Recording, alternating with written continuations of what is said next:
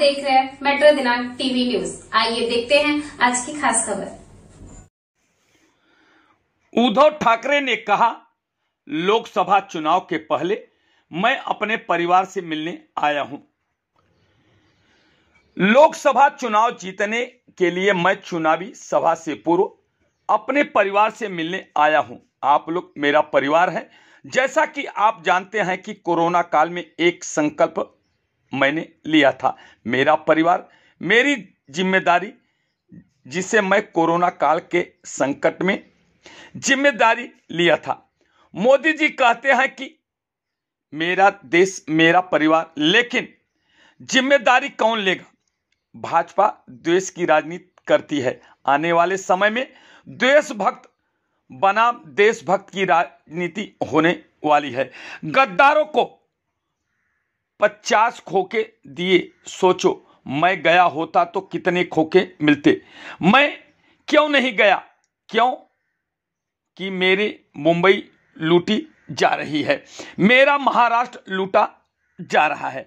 आइए हम देखते हैं मेट्रो दिनांक टीवी न्यूज पर लोकसभा चुनाव के पहले दौरा के दौरान उद्धव ठाकरे जी ने शिवसैनिक परिवार से क्या कुछ कहा। तुम्ही पण कुटुंबीय म्हणताय आणि मोदीजी पण म्हणतायत मेरा परिवार, पण तुम्हाला सगळ्यांना माहिती आहे की फटाक्याचा नका उदाहरण थांबा की कोरोनाच्या काळामध्ये मी मुख्यमंत्री होतो, एक वेगळं पूर्ण जगावरती आलो आणि तेव्हा मी एक संकल्पना राबवली होती, माझे कुटुंब माझी जबाबदारी, माझे कुटुंब माझी जबाबदारी। आता कुटुंब माझं आहेच, जशी कोरोना काळामध्ये मी माझ्या कुटुंबाची जबाबदारी घेतली होती, तशीच ही जी काही हुकुमशाही येऊ घातलेली आहे त्या हुकुमशाहीसाठी सुद्धा मी माझ्या कुटुंबा मेरा परिवार तो ठीक है, जैसे मैं कह रहा हूं कि मेरा परिवार मेरी जिम्मेदारी, वैसे आप कहो ना कभी एक बार तो। कारण निवडणुका आल्यानंतर देश हा माझा परिवार आणि निवडणूक जिंकल्यानंतर फक्त यांचे मित्र म्हणजे यांचा परिवार। तसं पाहिलं तर यांच्या परिवारामध्ये म्हणजे मी राजकीय म्हणतोय, फक्त सत्तेची खुर्ची याचं त्यांच्याशी नातं आहे, बाकी कोणाचं कोणाशी नातं नाहीये। आता जी काय भारतीय जनता पक्ष त्याला म्हणणं मला जरा अवघड जाते, कारण तो जो काही पक्ष होता तो वेगळा होता, वेगळ्या संस्कारातला पक्ष होता, वेगळ्या एका चालीरीतीचा होता। अगदी नीरव सुद्धा आपल्यामध्ये आलाय। नीरव तुमचे जे पिताश्री होते राम बारोटजी, एक सज्जन सभ्य माणूस, ती एक परंपरा वेगळी होती। तेव्हा आपण भारतीय जनता पक्षाबरोबर होतो, पण ज्या वेळेला हा भारतीय जनता पक्षाचा भाडखाऊ जनता पक्ष झाला तेव्हा मी त्यांची संगत सोडून दिली। आणि आता सुद्धा इथे जे कोणी दिव्य प्राणी आहेत त्यांची भाषा काय आहे हे तुम्हाला माहिती आहे, तुम्ही ऐकताय। म्हणजे ही अशी सगळी भाषा बोलणारी माणसं आज त्यांना प्यारी झाले, पण जो परिवार, जी माणसं पक्षासाठी ज्यांनी खस्ता खाल्ल्या, त्याग केला, अशी लोक त्यांना नकोय। भाई कोणी गुंडागर्दी करणारी लोक, भ्रष्टाचारी लोक सुद्धा चालतील। म्हणजे मी जे म्हणतो ना, महाराष्ट्रामध्ये फिरतो तेव्हा माझ्या सभांमध्ये बोलतो की जसं समर्थ रामदास म्हणाले होते की महाराष्ट्र मराठा ते तुका मिळवावा, महाराष्ट्र धर्म वाढवावा, तसं आता या भाडखाऊ जनता पक्षाने म्हटलंय भ्रष्ट ते तुका मिळवावा, भाजपा पक्ष वाढवावा। भाई सगळे तू किती भ्रष्टाचार केलाय, त्यांच्याकडे ते पाठवतात ईडी, सीबीआय, इन्कम टॅक्स, कितीचा भ्रष्टाचार आहे? 5 कोटीचा, राहू दे गरीब आहे, 50 कोटी, 100 कोटी, हा जरा बाजूला आहे, 70,000 कोटी, अरे ये तुझी तू वाट बघतोय, ये तुला घेतो उपमुख्यमंत्री करतोय, डोक्यावरती बसवतोय। भ्रष्टाचाराच्या विरुद्ध, तुझ्या भ्रष्टाचाराच्या विरुद्ध जी लोक बोंबलत होती त्यांना दाडून टाकू आपण, पण तू डोक्यावर बस। मग माझा साधा प्रश्न आहे, 70,000 कोटीचा घोटाळ्याचे ज्यांच्यावरती आरोप केले तो उपमुख्यमंत्री, मग मुख्यमंत्र्याचा घोटाळा किती असेल? असेल ना? आणि अशी सगळी माणसं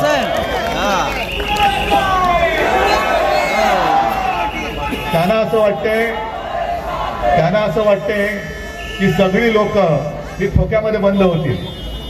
40 गद्दार फोडले, काही खासदार फोडले म्हणजे उद्धव ठाकरे संपेल, शिवसेना संपेल, हे बघा शिवसेना काय आहे, हिंमत असेल तर संपून टाका. आणि मी जाहीर सभेमध्ये विचारतो, ते जे बोलतात की उद्धव ठाकरेंनी बाळासाहेबांचे विचार सोडले, तुम्ही सांगा मी बाळासाहेबांचा एक तरी विचार सोडला का? पण आपलं जे हिंदुत्व आहे, जे शिवसेना प्रमुख म्हणायचे, हे त्यांचं वाक्य आहे, माझं नाही, की मला शेंडी जानवाचं हिंदुत्व पसंत नाहीये, मला देवळात घंटा बडवणारा हिंदू नकोय, मला अतिरेक्यानं बडवणारा हिंदू पाहिजे. आणि कधीही शिवसेना प्रमुखांनी केवळ कोणी म्हणजे अगदी सरळ बोलायचं झालं तर कोणी मुस्लिम आहे म्हणून त्याचा द्वेष नाही केला. तो जर का माझा देशभक्त असेल, देशप्रेमी असेल, तर तो धर्माने कोणी असेल तरी तो आमचा आहे, हे आमचं हिंदुत्व आहे.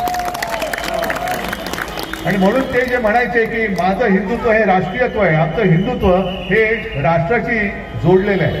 आणि म्हणून अनेक असंख्य मी जिथे जिथे राहतोय, मुस्लिम लोक सोबतच आहेत, ख्रिश्चन लोक सोबतच आहेत. काय काय कारण त्यांना माहिती आहे की भारतीय जनता पक्षाचं म्हणजे मी जे मगाशी त्या सगळे देशभक्त एकत्र येत आहेत, सगळे देशभक्त एकत्र आहेत आणि द्वेषभक्त म्हणजे दुसऱ्याचा द्वेष करतात ते सगळे भारतीय जनता पक्षामध्ये. हा भाडोत्री जनता पक्ष आहे. त्याच्यामुळे उद्याची लढाई देशभक्त विरुद्ध द्वेषभक्त, जे द्वेष करतात, केवळ द्वेष आणि द्वेष.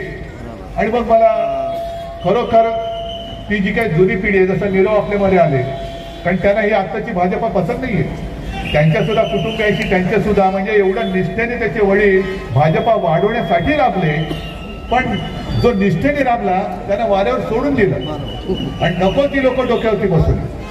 मी मगाच्या सभेत एक सांगितलं, तेच पुन्हा एकदा सांगतो की ओरिसामध्ये एक व्यक्ती भारतीय जनता पक्षाने घेतली, त्यांचं नाव जगदेव.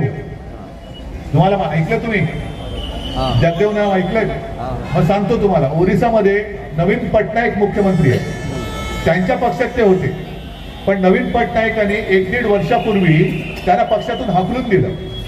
हाकलून देण्याचं कारण काय, तर त्या माणसाने भारतीय जनता पक्षाच्या कार्यकर्त्यांवरती गाडी घुसवली होती. म्हणजे 15-20 कार्यकर्ते हे जखमी झाले, एक पोलीस अधिकारी जखमी झाला. ते त्यांनी कृत्य केलं म्हणून नवीन पटनायक यांनी त्या जगदेवाला हाकलून दिला.